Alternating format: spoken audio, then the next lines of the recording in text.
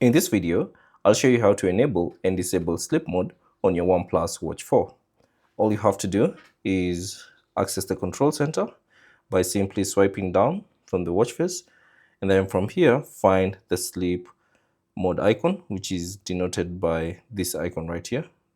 So all you have to do is tap on it, and then you should see this prompt, turn on sleep mode, and then you should see a brief description of what sleep mode is all about.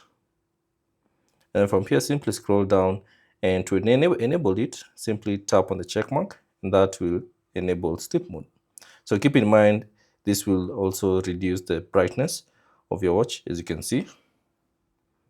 So the brightness will be significantly reduced.